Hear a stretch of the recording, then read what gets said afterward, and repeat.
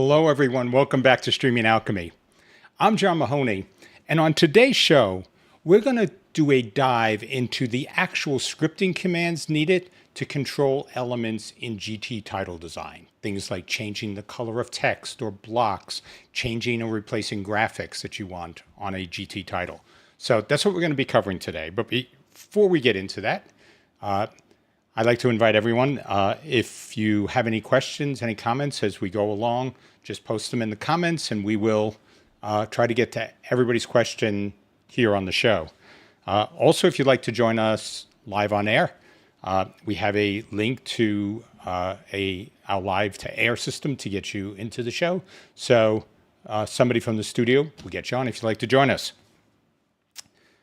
Okay, so to get started, what I'd like to do is begin by looking at all of the GT title elements that we can do with text. And there are actually 3 of these that we're going to be looking at. So the first one we're going to look at is set text. And set text is really the most primitive. It just does the one thing. So you go in and you can create an API.function. So when you want to create scripts inside of VMix that control shortcuts, one of the mechanisms for doing that is this format here, where it's API.function, open bracket, quotes around the shortcut name you want to use, a comma, then the input number you want to apply that shortcut to. And in doing this, it is very important to put the colon there. Otherwise, VMix thinks you're trying to, the scripting actually thinks you're trying to assign something to an undeclared variable input, as opposed to telling to reference this as text name. And the same for value. Value is the attribute or the variable you're applying to that input using the function, in this case, set text. So what we have here is something that we're going to use to set the value of the text. In this case, to Streaming Alchemy, we have it for something else which says live to air, but it's just a button we can toggle to demonstrate this. The next thing that we can do with the text functionally is we can actually change the color of the text. So in doing that, it is, again, the same structure. In this case, the shortcut is set text color. It's always been COLOUR, which is the sort of British Australian way of spelling color. I'm not sure whether color itself works, but just be aware of that. If color English version does not work, use color British version and you should be fine. It does the same things here, except in this case now, it is saying what text element do you want to change the text in? So in this case, you have a selected name. And then what value do you want to assign to that? What color value? And this is just standard hex value. So that's the second thing. It is basically an extension of what you have for the first. You can set the text. You can change its color. And then the last one is visibility. So you can turn the visibility of text on and off. In one case, there's a function set text visible that lets you just toggle it. Others, you can explicitly say, I want it off or I want it on. So these are all the control elements you have over text. And so just for completeness here, I'm going to switch over and we can take a look at the GT title we're going to be working with against this. So it's just a single text element here in a layer. The text element is called text1. Every element that you name, that you have inside of a GT title, if you want to work with it, should have a name. And you use that name when you're describing what you want to apply a specific function to. So in this case, when you refer to it, you will call it text1.t, capital T, small ext. And that will be how you'll reference this element, because it is a text element here. So that's it for this one. So this is a fairly simple one. So let's actually just go over and we can see how this would function over on the VMix side. But before I get there, we have a a few comments. I just wanted to jump in and say hi to everybody. So we have JP. Say hello, everyone. So hello, JP. Thank you. Glad you could join us for this. Let's see. We have Bill Mew from the UK. Bill, good to see you again. Always great to have you here. We have Spatial Optic. Time to rock and roll. Absolutely spatial. Love it. And we have Michael. Greetings from Copenhagen. Hopefully this will be an interesting show for people. It is sort of part of our VMix Basics series, so we really want to focus in on some core concepts that can be applied in more complex ways. So let's see. So we have automation for VMix. Hi, all VMixers. Automation, thank you for joining. So, and I think, okay, so we're good. So let me jump into what we have here in VMix, and we'll start to go through this. So the input over here, the title, I'm just going to set this up here. And what I have now is just this text. I've already changed the color in it, but I have the ability, if I want to change the text, I can go between Streaming Alchemy or Neural Live there. So just I can push a button and it changes that text. And that is the set text function that we have in the API.function call. And that's exactly how we're doing that. We're doing that through just executing that as a script. So the next thing we talked about, though, is changing color. And it's, again, the same sort of thing. You can see I just have little shortcuts here. So let me see if I do this. I'll change the text. We'll change it to red. We'll change it to blue. We'll change it back to green. So one of the things to keep in mind, and I put this here not really as an aesthetic choice, but just so you could see this, I put a white border around the text. Unfortunately, as far as I know, there's no way to turn that border on or off or to change the color of the border. So if you're doing something where you wanted to sort of have adjustments over that, that isn't possible right now in scripting. So that's something that sort of you set it in GT title and it stays there. But again, so that's the next thing that we're doing. And then finally, we just have a text on and off, which is hide and show. So you can do things like hide, change it to something else, and then come back and show it. So it gives you ways to sort of run through lists or other things that you may want to do where you're turning an element off, putting the next one on, and then bringing it back on. So that's really the start for the text side. The next one, though, is probably equally useful. And that's if you think of the elements that you have. So let me sort of switch to a new GT title here so we can look at that. So, okay, I'm going to put this up here. So one of the things that we can do is you can change the color of a box or a triangle, all of these shape elements that you have over here on the side of GT title. So they're all here and are changeable. What I did here, so this hopefully will give you some ideas of how you can work with this, is I actually took and have a box on screen and I put it under an overlay with a cutout. So what I can do with this is I can take and change the color of this structure, all the graphical elements, everything else. So I have the ability to change the structure there. And if you have multiple boxes, you can change different elements separately. All those things become possible. So that's what we're doing here. So this has a graphical layer on top of a box shape that's underneath it. And I'm using a function to change the color of this box. And so let me, sort of keep going the same way here. What I want to do is let's go to the set color. And again, very, very straightforward. It is the same structure, set color. You set the same input. Now, the selected name, if you're working with these types of boxes or shapes inside of VMix, you will name them. So in this case, I just named this box. But the appendage to that, when you're talking about it is .fill.color.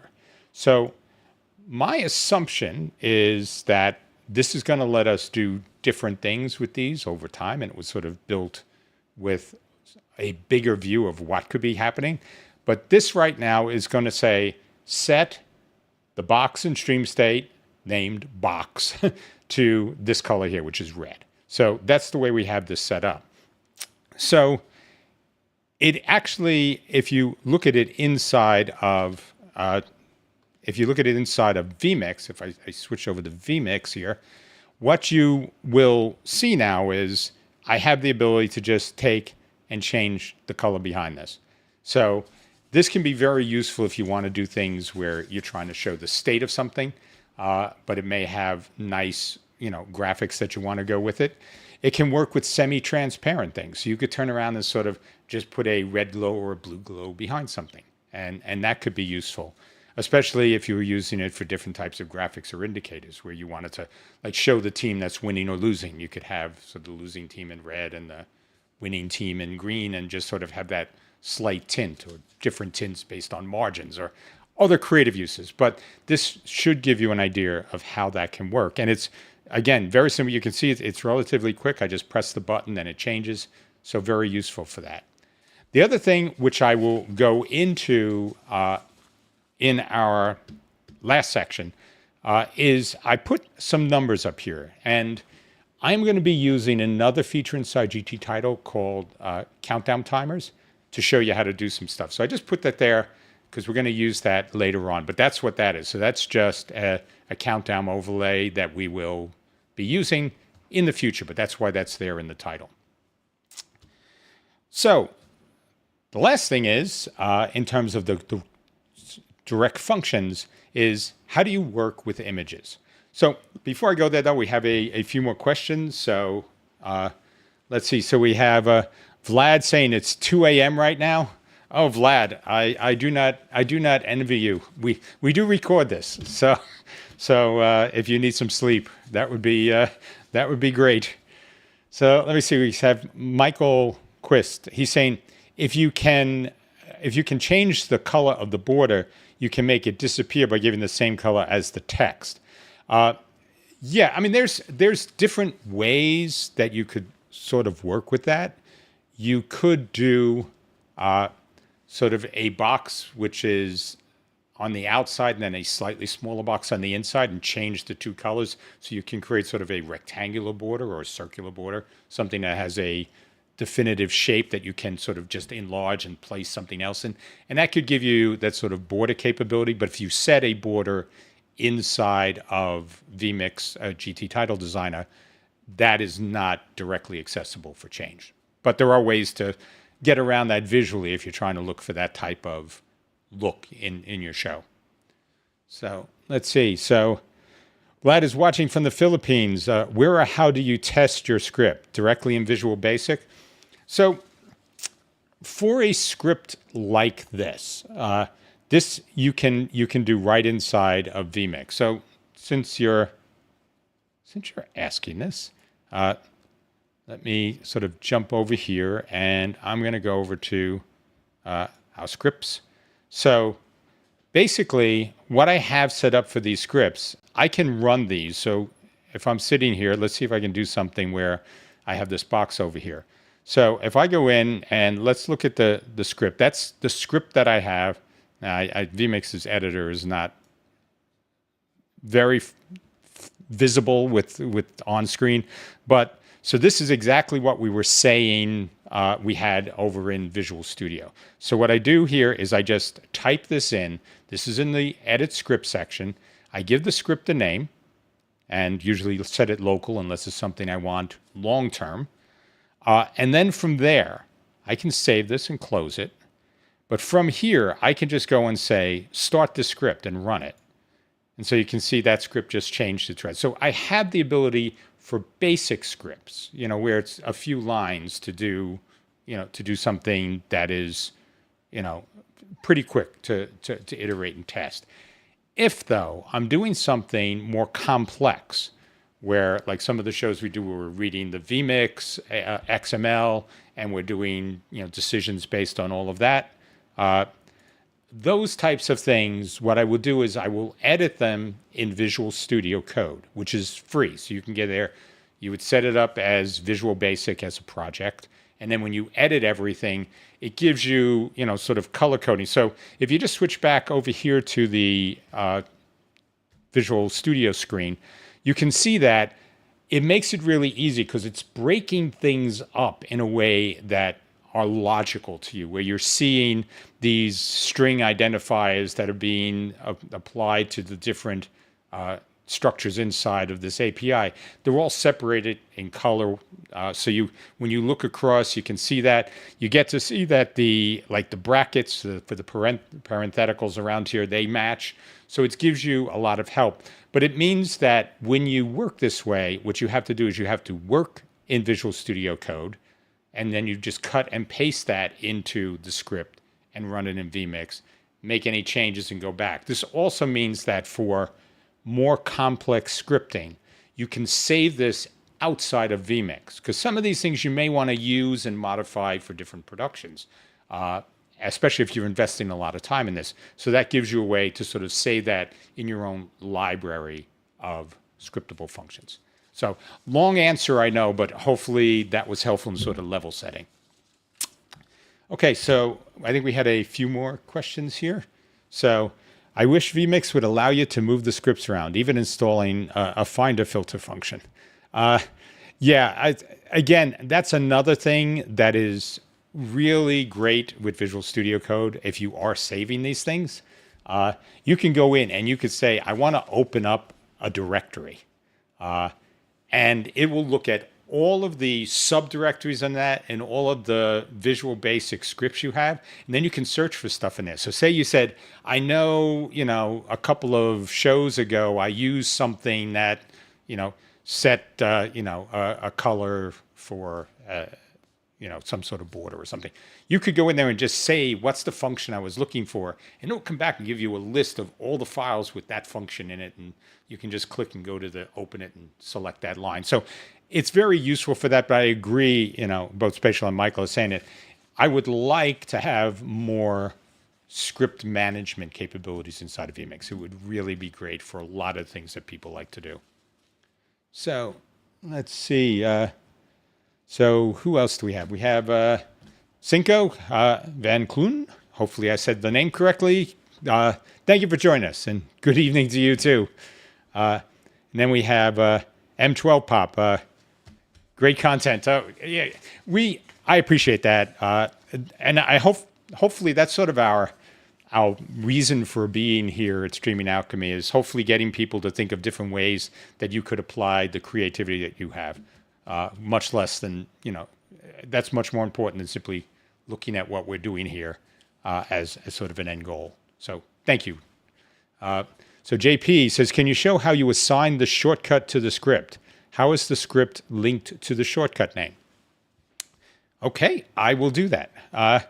So let me jump back over into, don't want to do that. Let me jump back over into the VMix screen. And I'm going to go over to shortcuts. So here is where I have my shortcuts set up. And when I go in, let's just take to set the box to red. So the way this works is that I can go and say, I want to assign a button. In this case, I'm using a Stream Deck. So I want to assign a button. It could just be a key press or anything else. But so I say, find the button I want. So if I were to do this on a keyboard and I wanted to assign, set the box color to red to the key A, you press the A button, and now you will see it comes up and says, I'm binding that key press to this function here. And we won't do that, but then the function you take is script start.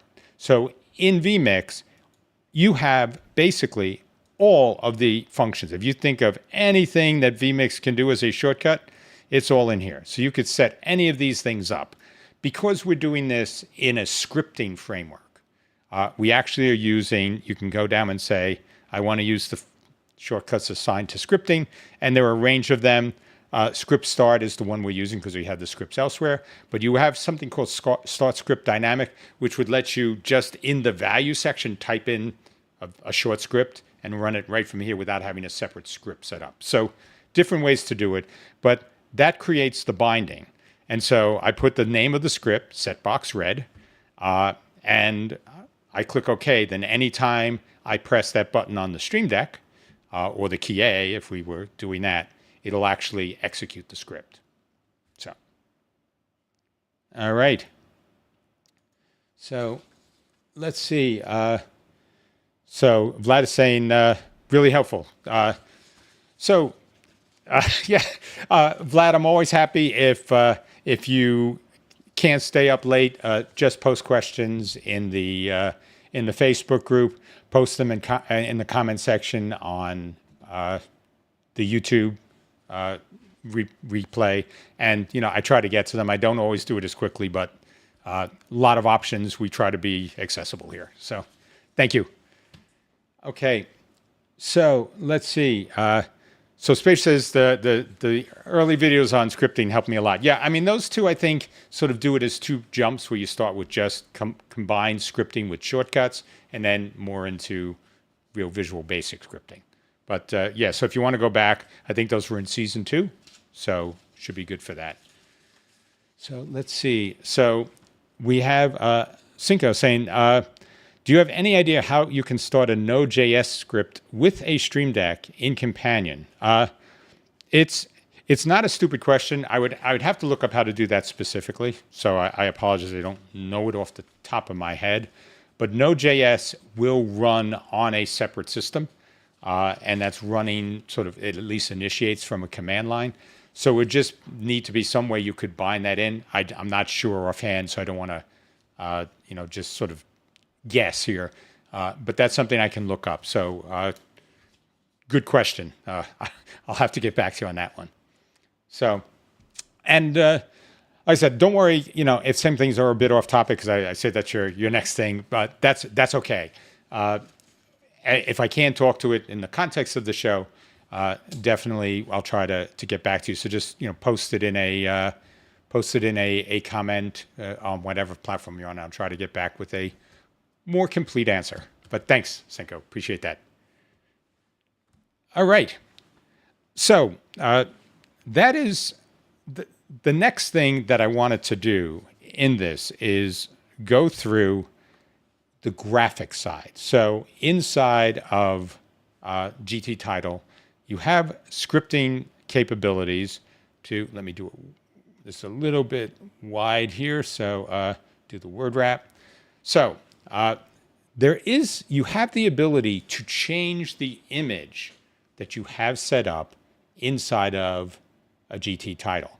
And it works very similarly. What you were doing is, if you look at the function here, it's called setImage, same sort of things in the beginning for the input with the GT Title. The selected name now has a different structure. So because this is an image, you're saying overlay.source. So the way VMix looks at this is, it knows the source of an image, and that's what it's applying the GT Title side. It's not like actually embedding it, so it says, this is where I'm getting that image from, and I'm using it. So what you're doing when you say this is you get to change the source of the image that you have embedded in GT Title, and the value for that is a fully described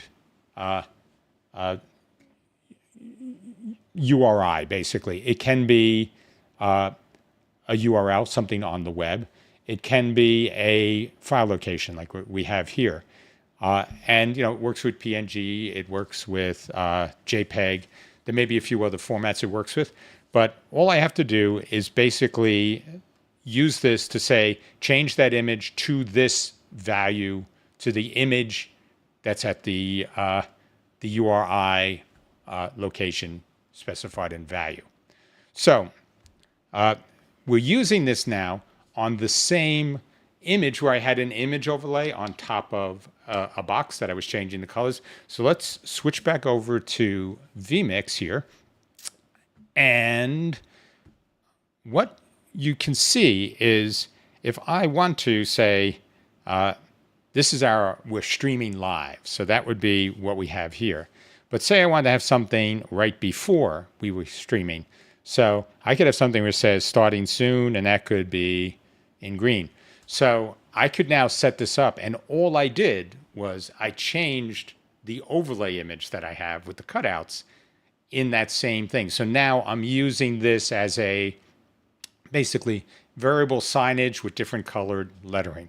So this would work fine if this were just text, because you could use set text color, and that would work.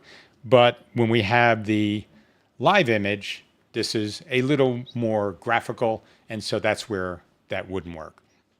So just gives you, a couple of options, but think of the use cases for this, because there could be a lot of very cool things. You could use it, to change the nature of a background you're using as the day goes on to make the sky darken at each session, so it feels more like what's outside. So there's lots of cool things you could do with this type of framework, because GT title does work not just with sort of hard mass, but with alpha channel. So if you put in something with sort of a gradient, which allows a certain level of the background to come through, that sort of thing could work very, very well here. So just another thing to keep in mind for how you could do this. So those are all the main functions that I wanted to cover here for working with GT title. But what I wanted to do was tie them together into something that may be a little more visually interesting. So what I wanted to do here was create essentially a dynamic graphic that flashed right before you went live, then put a indicator up that you were live and faded that off the screen to show video beneath it. So not necessarily the most practical use case, but definitely something that I think shows off some of the core flexibility in the shortcuts and the specific API functions we went through here. So let me show you how this works. So I'm gonna take this over here and I'm gonna set this off. So this is right before a show then. So what I'm doing here is I'm setting something that sort of says we're going live, and when it runs a timer, I'll go into that in a minute, it then puts on another overlay, changes the background text, and then fades out to the video underneath that. So I'm going to now go through the actual script combination that we did. So there were two different elements that we have in the script here. So let me jump over here and we'll go into that. Before I do, let's see, I just, we have a few more comments before I go into the last bit over here. So any suggestions for how you would fire the script from another PC? Not same as VMix. Yeah, you can use, you can trigger these things via HTTP. So if you know the VMix URL, there is a whole HTTP, the VMix IP address. So the IP address of your VMix machine, I think it's slash, function equals. I don't exactly remember the whole format for it, but it's in there. So if you look up HTTP URLs, that would let you trigger it from anywhere. You could just have a Stream Deck that's shooting out the HTTP requests to do these things without directly being hooked up to VMix. So, okay, so Cinco says, thanks a lot. So Cinco, thank you. Let's see, Michael has, would it be possible to use some more URI-like path to the BNG file? C: is very host specific. Yes, I've been trying to figure this one out. So I'm speaking very honestly. Very easy to do if you have a website. I mean, just putting up a general URL right to the file is easy. On a system, I have tried different things where I sort of do, / to see I want to use this directory, or, I can't seem to figure it out yet.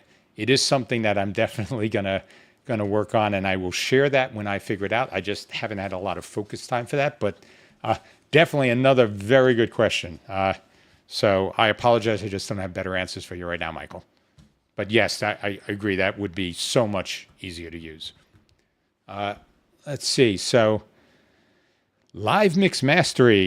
He says, I'm at an impasse setting a script that will start a countdown on a title with multiple text variables. How do I select timer.txt within the title input? Okay, so actually I'm going to show a little bit with the timer. So let's see if we cover what you want. Let me do word wrap here in the view so we can see everything. So what we're doing here, to be very specific from a flow, is when we set the, we flash it ready to say, now we're going to start flashing, we're going live. What I do is I cut the input for stream state, which is the one with the live graphic overlay. And then I use the API function start countdown, which I set up inside the GT title. So the start countdown, again, is just saying what countdown, it's in the same GT title, and what's the name of the countdown text, the name of the text that I want to run this countdown on. It's going to be here, countdown.txt. If I switch back to the GT title, so let me do that.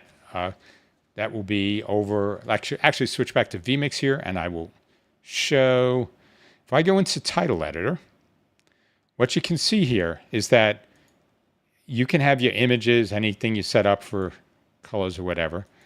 But when you select the text here, I can go in and say, in this text, I want to set my countdown. And this is where you set all the details for the countdown. So in the scripting, all I'm doing is saying, initiate the countdown I set over here. So that's there are additional API commands to pause the countdown, set the countdown to a new timer, things that all apply directly to the countdown.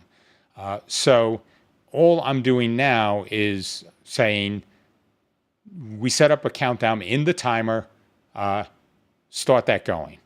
And what we're doing is we're using that countdown with a trigger to fire off the second script. And I'll get to that in a little bit, but let me just go through the actual script here. But that's the basic flow. You can set the timer, the countdown timer in title editor, set it to whatever countdown you want, and then you can initiate that countdown to start countdown through a script call. So here is something else that a lot of people may not know you can do. So it's definitely worthwhile. You can, inside of the script in VMix, like a very simple script, you can just do sort of a while and while. So what I'm doing here, that's just a looping mechanism. It says while something is true, do everything in this, and then when you hit an end while, loop back to the top and do it again. And that is exactly what I'm doing here. I just set while to true, and I can then execute all these commands, and I loop back here at the end. This needs some way to stop it, but this will continuously run in the background. So if you were doing something on screen that needs some sort of continuous action, say, for instance, you want to do something which puts a bug up on your screen every 30 seconds and then takes it off. You could do this in the background. You could set up a little script, call the show visible or fade in or anything else that you want, put that bug up, and then wait a certain time and take it down and go back in the loop and wait, your 30 seconds to your next iteration of putting up the bug. So very useful technique with very little coding knowledge required here. So what are we doing, though, to make that animation look? All we're doing is we're changing the image at the top. So I have 4 overlays set up. I have it where it just says live streaming with 1 band on the side, live streaming with 2, live streaming with 3 bands. So those are the images that I have. And all I'm doing is saying, set the color to red, or let's see, to blue. So we started out with it being blue. And then I'm saying, set the image to the overlay with the sign with no bands around it. Wait 200 milliseconds, set it to 1 band, another 200 milliseconds, 2 band. That's all I'm doing. And then when I get to 3 bands, I go 2 bands, 1 band, and then we loop again because it starts at 0 bands. So that's the thing where it was going, flashing in and out, that sort of movement. That was just done by changing the overlays.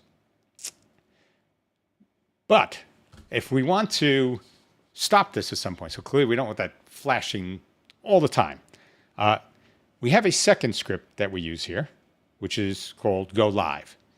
And so what we do, the first thing in this go live script is we say script stop flash. So that script in the background, it's actually, you have a command now to say stop running that script.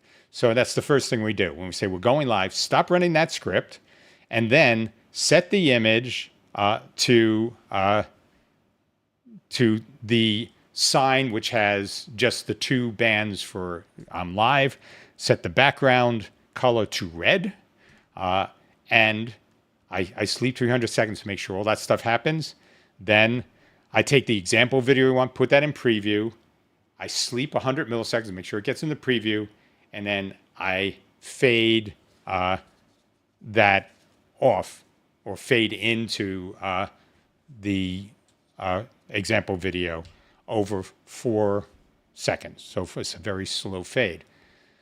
The one thing I wanted to point out in here, from this function, which has nothing to do with the everything we talked about with GT title, but there are more arguments that you can stick in some of the shortcut fields. So in this case, and I know this is something a lot of people have asked about, how can you change the duration of a transition? You can put in duration := and the milliseconds you want that duration to happen over. That can be incredibly useful with the merge function where you want to move things around on the screen. Some of those you may want to be slow, some fast. You can now program that right in. So I just wanted to show that, that was an option there. So how do we actually execute this script? There are 2 ways. So one way is we just have a button that we set up as a shortcut. So let's sort of jump back to VMix over here. And so, oh, sorry, didn't mean to do that. So if we come up here and set the shortcuts, I have something here where it is live. So when I want to go live, I can just press that button. It'll stop the flashing script. And I start it by saying go flash, which, just how do I take and make that flash? So that is one way. So you could do it manually. But the way I actually do it is via a trigger. So inside of this graphic here, I have a trigger that says when the countdown complete happens, which basically means it's counting down for 5 seconds. It's on the screen. What I want to do is script start, and the script I want to start is called go live. So that's the script that stops the looping script from going on and then executes the slow fade out of the live screen into the actual video. So that's how we do this. There are lots of different potential use cases for working with graphics like this. And I think, some of the things we did in last week's show with building the game show board, that's an example. We were hiding and showing elements. We were setting the different text. We were using text coming out of Data Source Manager. And again, that's another way you can dynamically change text. So maybe you don't want to explicitly change it, but you may want to change which row or column. All those things are additional sort of functions in here. But I just wanted to deal with the ones which really impacted the GT title directly here on the show. So it sort of gives you a concrete basis for working with them going forward. All right, so that is our show for today. Let's see. we have probably a few more questions before we jump into the post show. So let me get over there. So let's see. So how would you show a web page instead of a static image and then possibly switch to the next web page? Okay, I do not believe it is possible to embed web pages into GT title. In fact, I have not seen that done. There are web pages inside of VMix. So let me jump over to VMix and let's see here. I'll just, so if I add an input, you have a web browser down here as an input, and you can set the URL and go from there. And then you could sort of have a set of these pages. I really haven't done much with scripting. Now, if you speak very frankly, I haven't done much with scripting and web pages. I know you can, control them by sending something to a URL. So probably, let's see if I go into shortcuts. How about if I clicked on the right screen here? If I go into shortcuts, add a new shortcut, let me take a look. Is there anything with URL in here? So we'll see if we can do this. Yes, streaming. Oh, that's streaming set URL. No, that's not going to be what we want. So yeah, I don't know if there's a shortcut that would let me do this. I haven't really looked this up, but there are plenty of ways to initiate an HTTP request. So that may be something I can look into for a future show, but definitely something that is worth exploring. But you can do this as an overlay if you wanted to. So you could have a graphic and then put some sort of overlay. The other thing to keep in mind is that inside VMix, you do have layers that you work with. So you could have your graphic be your main layer, and then in that one input, stick another layer with your web pages and sort of manage it that way. So you can use it as one sort of block. I can bring that stacked input up and down in one of my 4 overlays, and it should allow you to do that type of web page based thing and even move between them, because you can certainly set up different web pages in VMix if you had a limited number you wanted to go through. But I definitely want to look up the ability to change that to some sort of scripting. So I'll dig into that one. Thank you. Let's see. What else do we have? A few more questions here. So LiveMix, I am glad we were able to answer the question. Hopefully you'll get to put it to good use there. So let's see. Yes, Michael, an infinite loop is very dangerous in the normal developer world. So just because of that, there is also a script stop all function inside of VMix. That's another shortcut. So to sort of mitigate the danger of the infinite loop, you can just turn around and say, stop all your scripts. But for the most part, though we sort of look at it as an infinite loop, the reality is most code is just looping infinitely until some event happens that stops it. In this case, we did it sort of separately. We broke them apart so one function stopped the other. I could, for instance, do something where I'm looking at a dynamic value. And if the dynamic value has a certain value to it, I could say, okay, that's my cue to exit the script. So I basically would keep looping until I send a signal through a dynamic value to say, okay, stop, we're done. So different ways to sort of handle these types of loop scenarios. But a lot of the stuff you're going to end up doing with scripting, that's something that's sort of more sophisticated, where it's running over an extended period, is going to use that general looping model to make things work. And that's, in fact, what we did in last week's show, where we had a script running in the background that was basically looping and taking a dynamic value in to decide what to do inside that loop with a switch case statement. So yes, the script stop I don't believe is new. I'm not sure where it came in. But I think it's been there at least since, like, when I can remember using it was probably in VMix 20, but it was probably there even earlier, but isn't brand new, but definitely useful.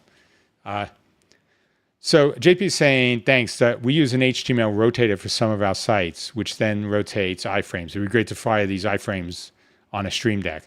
Okay, I understand what you're saying. On the Stream Deck, you can send HTTP request, which would allow you, if you direct them to a specific URL, you can have that sort of do anything you want. So I'd have to look exactly how to make that work inside of a sort of more of a production model. But I'm sure there are things in Companion or Central Control that would allow you to sort of play with things in a browser. Again, I'm sorry, I haven't done a lot with that. So while I'm making suppositions here, I want to look that up. So I have a lot of homework from today's show, it seems. so I appreciate that. There's nothing I enjoy more than learning from all of you and getting asked questions that force me to do some learning myself. So thank you. So Automation for VMix says he has a panic button for this. So yeah, script stop all is if things are going insane. Yes. The other thing, by the way, I mean, with the script stop all, one of the other things that I would highly recommend is you have a script that initializes everything. So when you jump into a show, you can go press a button and say, reset everything, all the variables, all the states that I want to my start state. So in tandem with having that panic button, if you want to stop everything, you can get back to a known state and run from there. Because that's sort of the second piece to handling a failure in a live situation gracefully, is being able to get back to a known state or some portion of your infrastructure back to a known state, and then just work with that, to get through the rest of the production. So just something I throw in there for you. So JP is saying, great stuff. Definitely sends us in the right direction to explore. And JP, I will do some looking at that as well. And so Michael was saying, automation, he totally gets it. So yep, I agree, Michael. We have, automation sometimes requires us to do things that we wouldn't want to do in sort of well-structured code, like waiting for something in the background to happen, because it sort of works asynchronously, but it doesn't have a callback to wait. So when I tell it to load something into preview, I have to wait for it to get to preview before I can say fade. So in a script, if I went and said, set this to preview, cut, I might not get the right thing over in program, because it may be doing the cut before it's finished doing the load into preview. So you got to do all these definitely kludge things to get some of the scripting to work, but with a little bit of care and documentation, it is manageable. Okay, so we're going to call this a wrap for the show. I'll stick around after to take any other questions for our post show, but if you can't make it for that, definitely appreciate you making it for the live show here. And I will see you in a week. Otherwise, I'll see you in a minute. Take care, everyone.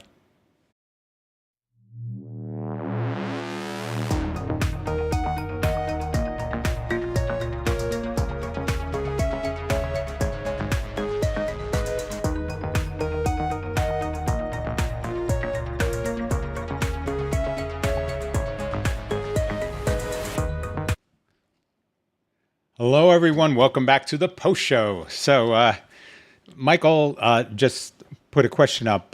So let me go through this. He says, off topic, how do you all handle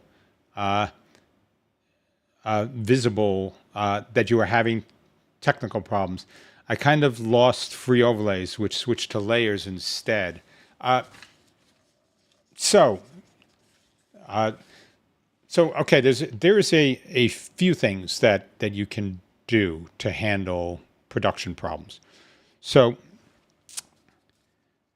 one of them is you have multiple mixes inside VMix. So you could, in a challenging situation, just have a set of bare minimum functionality that you need. So say you want to do things with just a few cameras and a few mics. There are things that you could do in a separate mix and a Stream Deck to sit there and go, let me just switch that. So I can go and say, I know I got 2 good cameras and 1 good mic, so I'll just keep that going. And you would be able to basically side switch the production while you sort of work through other problems technically with the main out. And that's something potentially you could do with something like an NDI router or an SDI router, where in VMix, what you can do is you can turn around and say, I'm going to use, let's say in this case, an NDI router, and I'll have that go an external NDI router where I'll have output 1 and output 2 go into the router, and then I will just switch which one goes to my encoder. So that would be another thing that you could do, where you could push between 2 outputs. You could also do that with a second system. So if you have a lower powered system that you may have, you could do the same thing where you say, I'm using NDI, I'm taking in those cameras and can work over here, and I could reboot this system completely and get it restarted while I'm still switching and sort of hiding that from the viewers. So a couple of ways to do that. I think while having it all on one system can be nice if it's sort of just a configuration thing that you may need, if you were dealing with potentially like catastrophic situations, something crashes, VMix is very reliable, but it could crash, or something else you were counting on hangs up. The ability to restart the system without losing your audience could be really, really valuable. So if you have something where, I'm frozen, I can't switch, you use the router, switch to the second system, keep a camera going. There may be some transitional glitch, but that's better than going off air. Then just reboot your system. So a couple of thoughts on that, but not sure if those answers really help much. So let's see. Yes, start initiate is yep. That's absolutely automation. Having that set to a known state can be a godsend when you feel things are going off the rails technically. Just go back and sort of reset and give it a go again. So let's see. So JP is saying a reset script is a great idea rather than foolishly we shut VMix down and open save version. Yeah. So I mean, I think having that sort of thing could be very, very useful. And again, it's sometimes things, because I want to be, I threw around like having a second VMix system. Keep in mind that for an emergency situation, that could just be OBS. You could come back and say, OBS is very capable. It's sort of lightweight, doesn't necessarily have all the, efficient workflow, elements in there especially for scripting and automation that you get out of VMix. But for an emergency, having that box sort of sitting there as a secondary box that could switch a few cameras and put up some basic graphics, that could definitely be something useful as well. So yeah, so Michael's saying, the 2 VMix working together. But yep, these are, the nice things, one of the things that I would really, really like inside of an NDI switcher is the ability to add that to automation. So that may be something I'll investigate. I know that BirdDog has an NDI router that they can use. The NewTek NDI router is really nice, but it doesn't have automation commands. At least it didn't as of the last few iterations of it. But so yeah, some very cool ways you can do things with that. So let's see. So JP is saying, just some more info on my previous question. We have to screenshot several web pages, then paste into PowerPoint, then feed that into VMix via HDMI and toggle pages to read. Yeah, so a couple of things. I'm trying to think of, if you are doing screenshots, one possible way to do that is to use something like Snagit, where you can then grab it to a single location and just right click and save it as something. And you could do that to a directory. And if it's a known directory, you could pull that up in something like VMix. So if you wanted it to be dynamic, as opposed to changing the name of what graphical element I have, it may be, and I haven't tested this to be cool, I may just be able to change the graphical element behind the scenes and see if it recognizes that. So that just a quick thought in my head on that.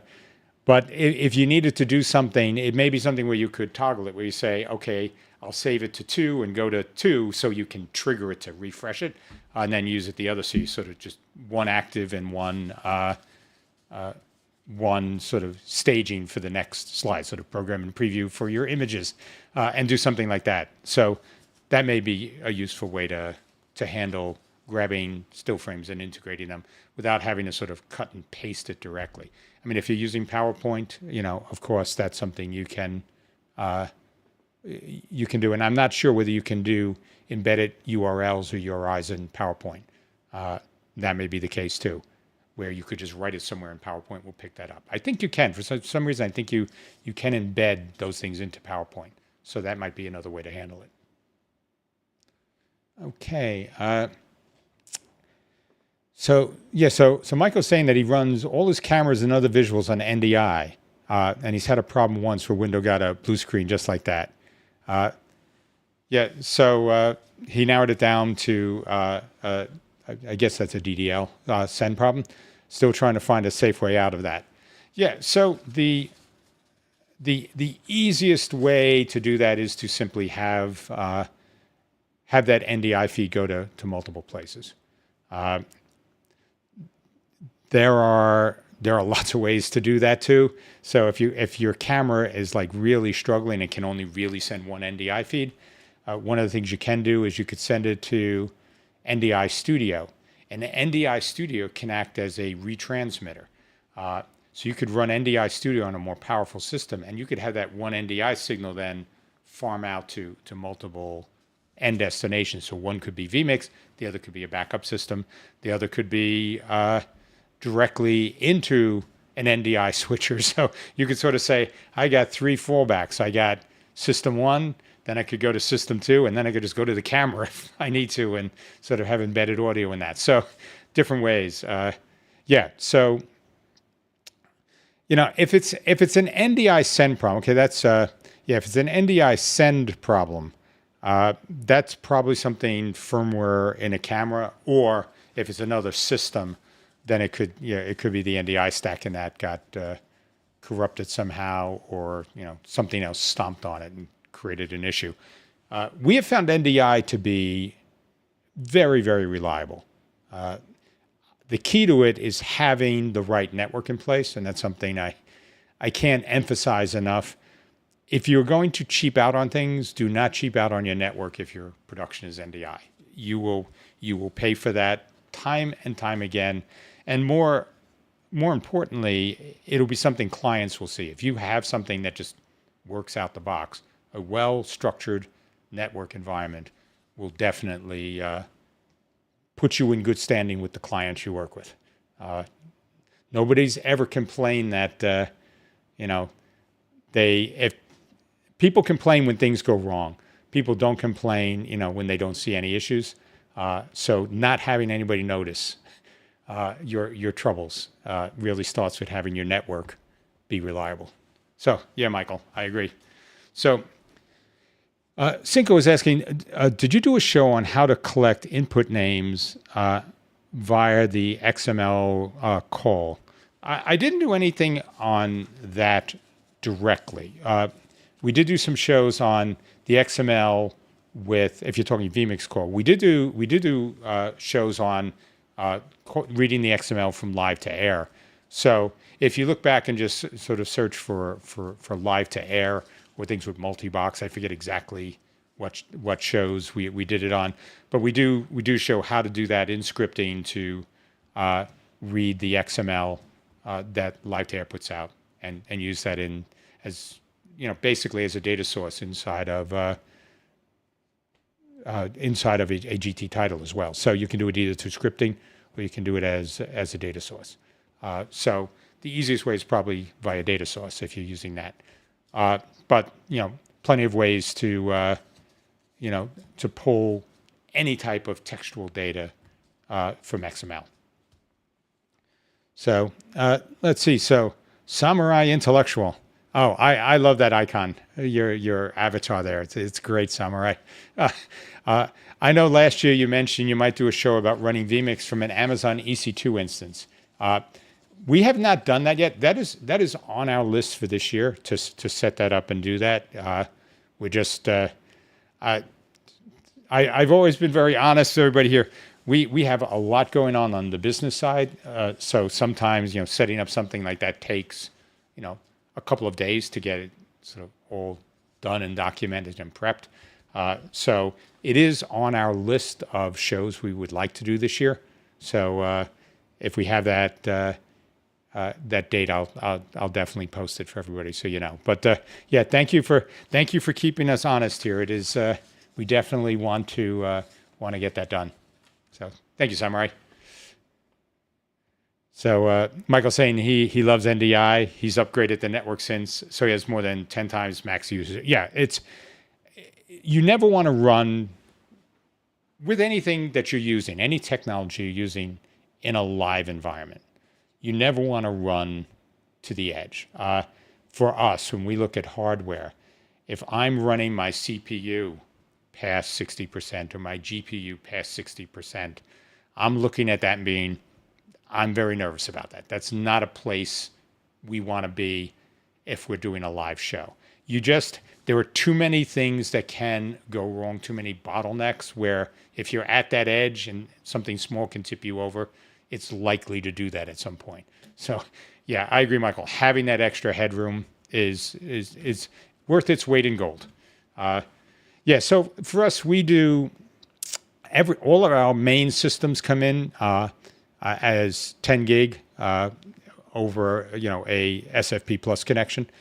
All of our cameras are coming in as 1 gig connections, and we use Netgear 4250 switches to put everything together, and that's all configured. But yeah, that bandwidth that bandwidth in the network is critical. So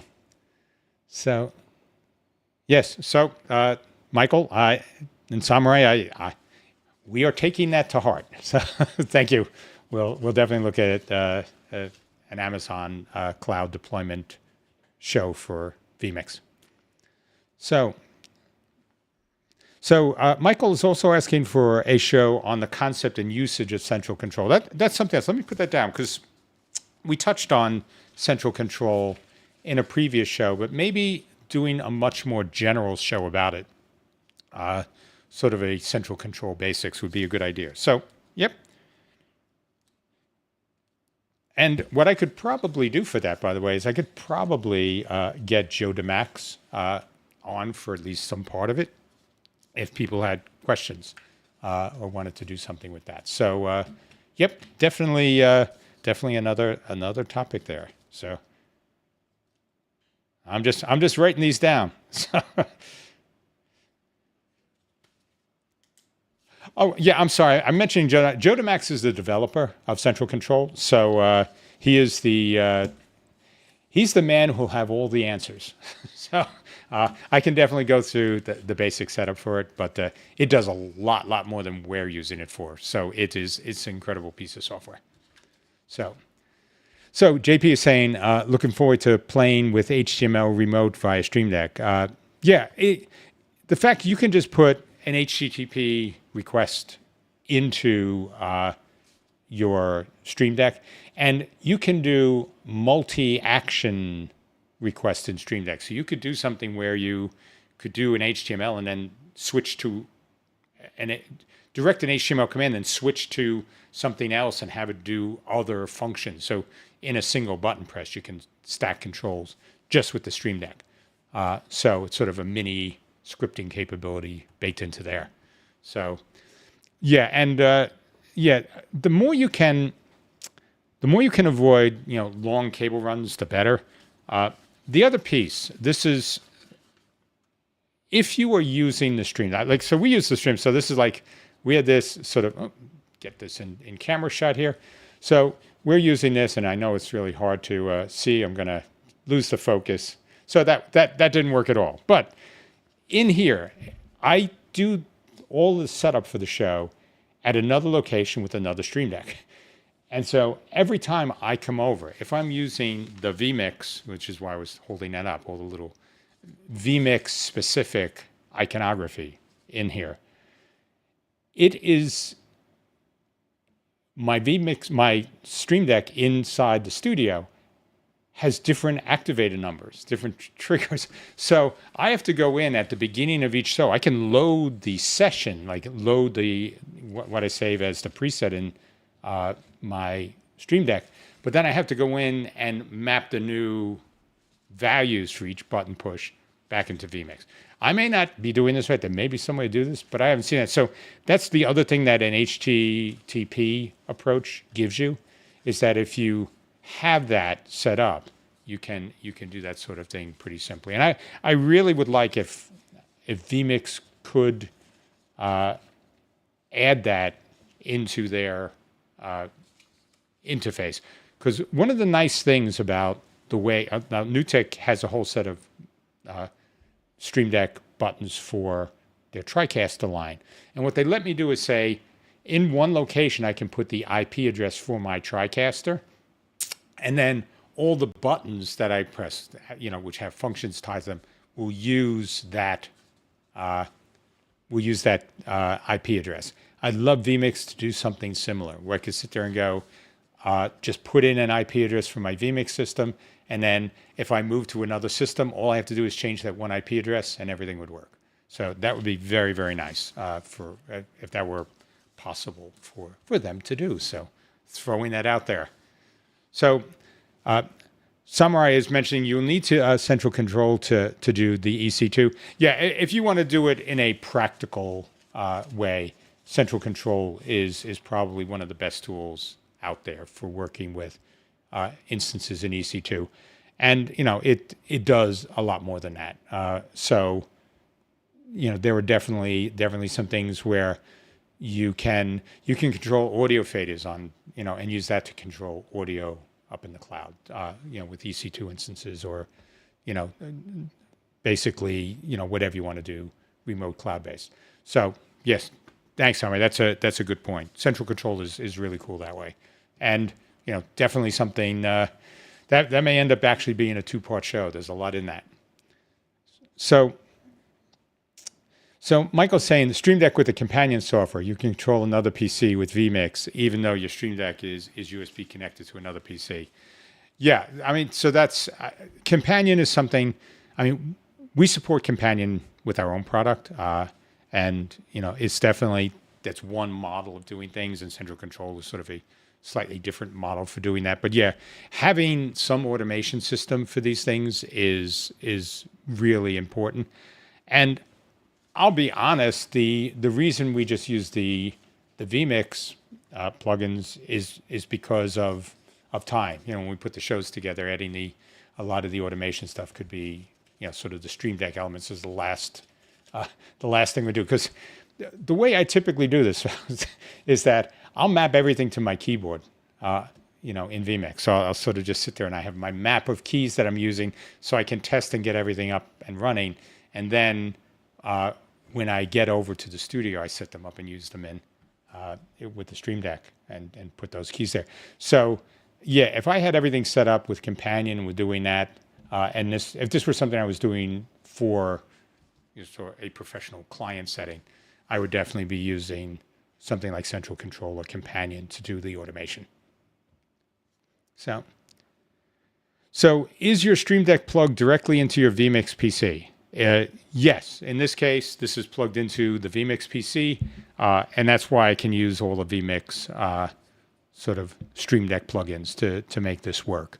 Otherwise, I would have to use Companion, Central Control, or HTTP to make that work. So he says, Michael's saying he has the football commentators have a minimum stream deck to show the player list in the start of a game. Yeah, having that sort of remote control, I think, is fantastic. It is stuff that you can do with so many different workflows. So things like push-to-talk buttons, where because the Stream Deck has a down press and an up press, that's really, really useful because it lets you do those. So you can say, turn something on when the button is pressed down, and when I release it, turn it back off. You can do things like that to sequence through. It's like, so you could have somebody put, like a commentator at a football game, put something up as a graphic on screen, and then using what we did today where you can change the graphics, you could actually just be going through some type of list on screen with the different, players, images, and stats, one after the other as they talk about it, and then just take it off. And that they don't have to know anything about VMix. They could simply be saying, I want to talk about a player, and I have the player information all tied into numbers. The other thing, we did this as an earlier show. We did something where we set up a Stream Deck where you could type in a player's jersey number and team, and it could take and set that information for you inside of VMix that you could then use to drive on-screen graphics. So you'd be able to pick a player and just pull all that information in. So I forget the name of the show. May have been done last season. I'd have to remember. But so that's something else where if you wanted commentators during the game to be able to sit there and say, I have team A and team B, type in a jersey number and call that up. You could do that, and it would know if there wasn't a jersey, if there wasn't a player with that jersey number for that team. It would come back and tell you.